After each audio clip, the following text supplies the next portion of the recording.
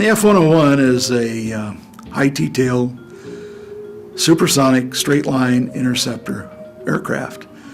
Radar carries 4 missiles, and you would take off, and the first one was a target. So you would go out over the Atlantic Ocean early in the morning, come back in, climb up to altitude, and go supersonic. So you would become the first supersonic target for the day. Well, on a cold morning, a 101 had a 1-stage afterburner, on or off, with 2 engines. So, and they told you anytime the temperature got down about freezing, for takeoff, you don't use the afterburner. Being a smart-ass fighter pilot, I told the guy in the back seat, I said, okay, we're going to use the burner here. So I said, you ready? He says, I'm ready. So my plan of attack was hit the burners, pull the landing gear up. Well, it happened that fast. You put the power forward, release the brakes, hit the burners, and pull the landing gear up, because the takeoff roll is about 800 feet. And this is an airplane that weighs about 34,000 pounds with about 38,000 pounds of thrust on a cold morning. It really moved. Nothing today, even the F-15, will accelerate like that 101 could in a straight line.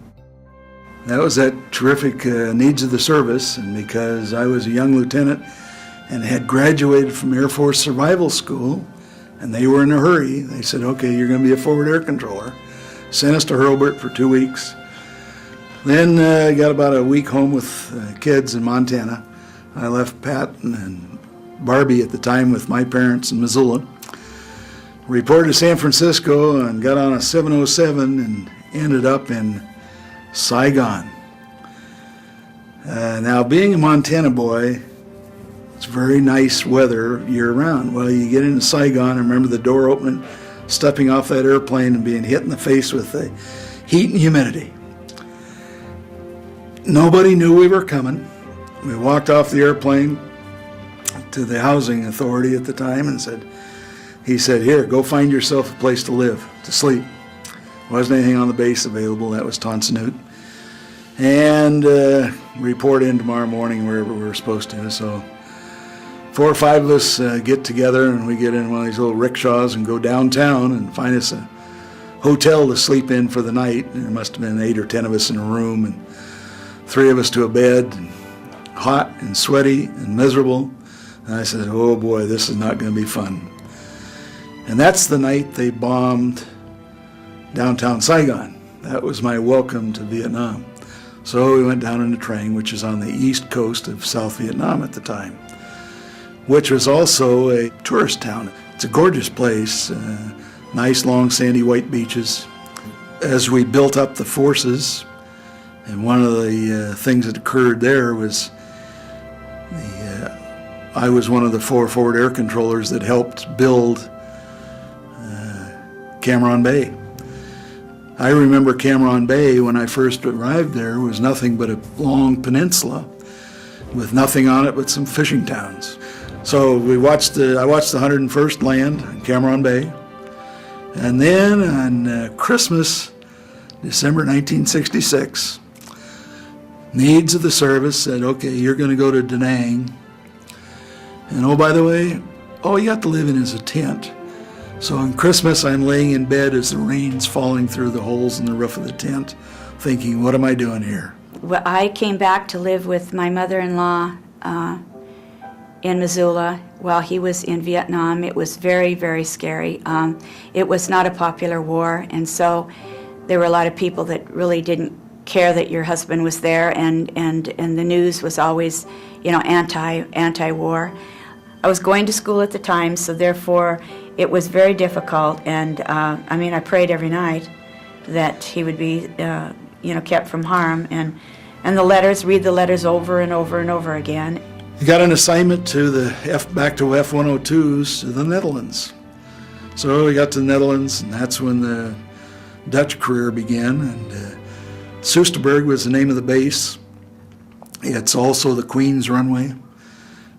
Very nice schedule in that the Queen says you will not fly on Saturday and Sundays, and you will not fly past 11 o'clock at night. So it was a very nice time that way. But again, your career was alert and off, not quite as bad as before.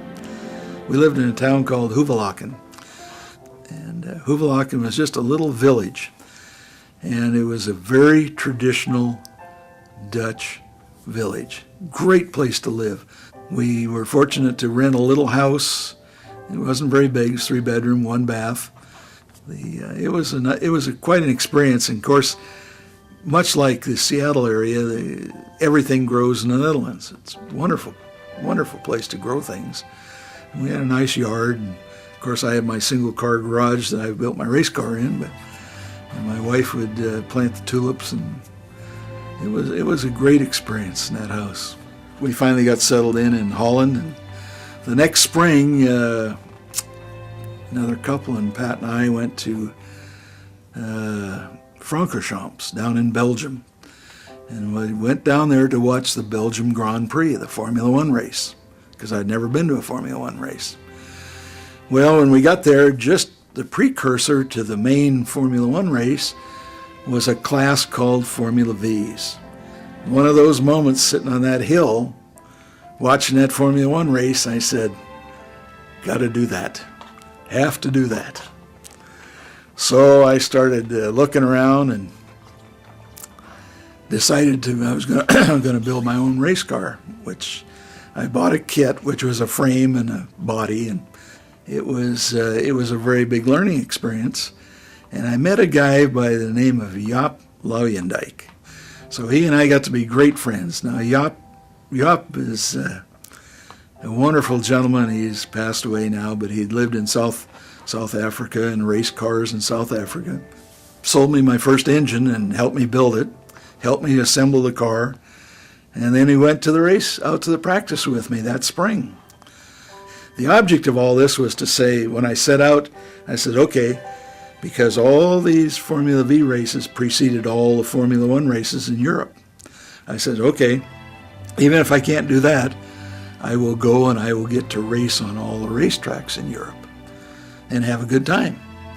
And so that's what I set out to do, and that's what we did. I guess it was in 1969, I guess. I finished number 8 in Formula V's in Europe. So Pat and I were invited to go to Cologne for the party, which was a great experience. Met a lot of people, some really good drivers. So that's my introduction to car racing.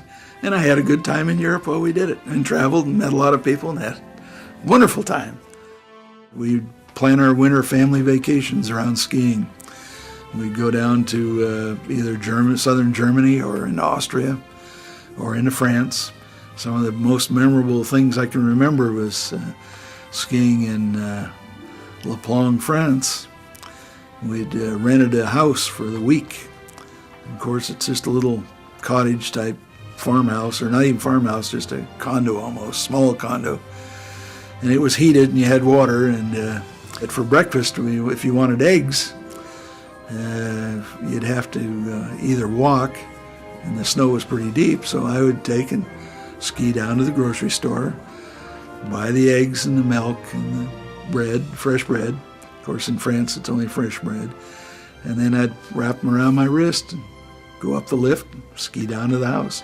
And literally, you could ski right to the front door. And so we'd do that. It was a great time. Spent 4 years in the Netherlands. We converted the squadron from F-102s to the first F-4E squadron. Spent about 6 months doing that. In the conversion process, the Air Force went through a time period there where the war in Southeast Asia was, to quote somebody, winding down. So the Air Force had a surplus of fighter pilots. So when my assignment came down from the Netherlands, I was assigned to B-52s. Now, to a fighter pilot, that was a crushing, devastating blow. I was brokenhearted. It was the experience that said the needs of the service comes before your needs, young hero. So I said, okay. So I had attempted everything I could. I tried to get out of the Air Force, and of course I couldn't. They wouldn't let me resign. I tried to send a letter to the Israelis saying, hey, I'll come and fly for you.